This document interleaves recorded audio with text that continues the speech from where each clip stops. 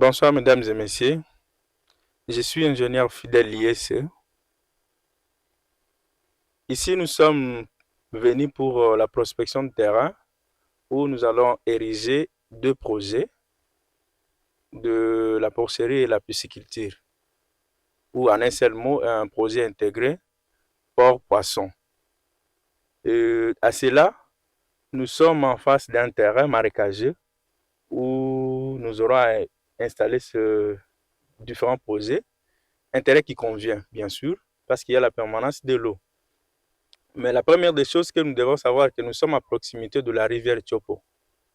Et à cela, nous devons avant tout laisser une distance pour que nous ne puissions pas subir le courant d'eau de la rivière Tchopo, afin que nous ne puissions pas avoir des inconvénients dans ce que nous allons mettre en place comme état. Dans cela, nous avons déjà suggéré à laisser 50 mètres de la rivière Tchopo pourvu que nous puissions mettre en place notre digue qui sera érigée en dur, bien sûr, c'est-à-dire construit par des experts. Parce qu'avec le courant d'eau de la rivière Tchopo, si nous ne mettons pas la digue en dur, nous risquons d'avoir des problèmes. Ça, c'est le premier aspect.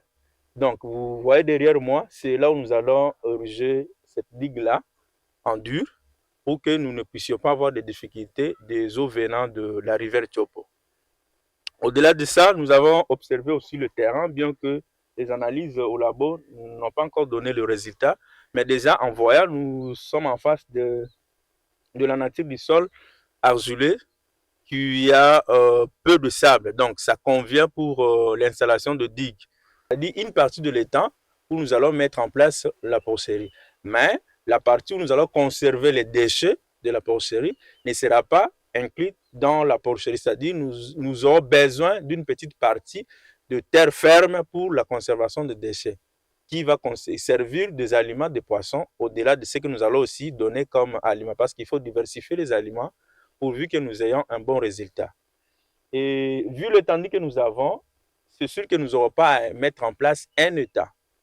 La grandeur de l'État risque encore de nous poser un petit problème. Alors, nous avons suggéré de mettre différents États pourvu que nous soyons en mesure de gérer avec les différentes variétés que nous aurons à mettre en place, pourvu que nous ayons de différentes. Donc, nous ayons la diversité de ce que nous allons produire comme poisson, c'est-à-dire tilapia, clarias, poisson-chat et tant d'autres. Au-delà de ça, ce que nous devons d'abord, comme j'avais dit au début, mettre en place, c'est faire une étude de la profondeur du lieu où nous allons ériger la digue. Parce que comme nous sommes là, il nous est difficile de déterminer la profondeur de l'étendue ici. D'après les informations que nous avons auprès des habitants d'ici, il se peut que l'étendue où nous allons mettre la digue a une profondeur qui dépasse même les caméramans que nous avons ici, qui mesurent approximativement 1,80 m. Donc, la descente sur le terrain, nous sollicitons déjà une descente sur le terrain pourvu que nous puissions étudier la profondeur de cette étendue-là. Ou déjà d'avance, nous vous signalons qu'il va falloir que nous puissions exploiter une étendue de 10 mètres, 5 à 10 mètres comme largeur et en commençant d'ici où je suis, de cette rive jusqu'à l'autre rive, pourvu que nous soyons en mesure de connaître ou ressortir la profondeur de là où nous allons ériger la digue principale.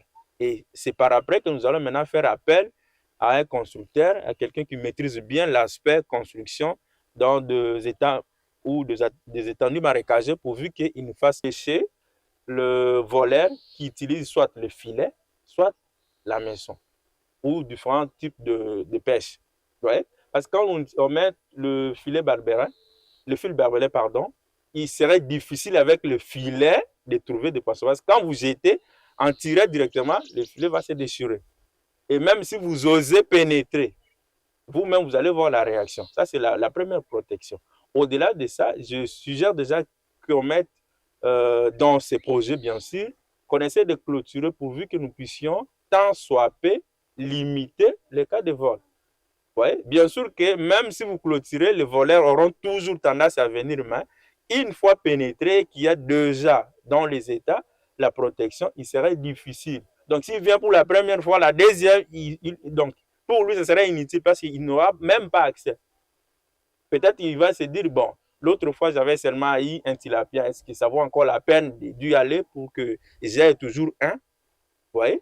Donc, aspect protection de ce que je vis ici, il n'y aura pas trop de problèmes sur ce qui concerne les cas de vol. Mais peut-être, je dirais, c'est l'aspect accessibilité. Donc, nous devons fournir un effort pourvu que l'accessibilité dans nos différents États et la porcerie soit vraiment un objet en étude pourvu qu'à chaque fois, il y ait ravitaillement en nourriture et même les gens qui seront là pour la traite. Il faut combien de marques de poissons? Je ne suis pas ingénieur, mais je voulais savoir, il y a tilapia, vous avez combien de types de poissons? D'abord, concernant cette question, je ne saurais pas vous répondre avec précision parce que quand on met en place un projet, on vise toujours quelque chose. OK? Et ici à Kisangani, la majorité des gens consomment le tilapia, le clarias, le poisson communément appelé la mer et le poisson appelé le poisson chat, aussi le poisson rare que beaucoup de gens ne consomment pas. Communément, on appelle ça comment dirais-je, les cambaros. Vous voyez? Mais de manière générale, parce que nous ne saurons pas nous-mêmes consommer, je préfère qu'on mette 3 variétés ou 4.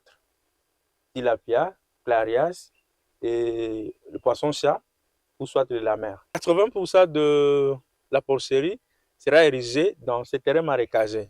Donc, nous devons déjà réfléchir sur sa construction. Vu que les terrains marécagés, comme vous voyez avec moi ici, il y a vraiment de l'eau.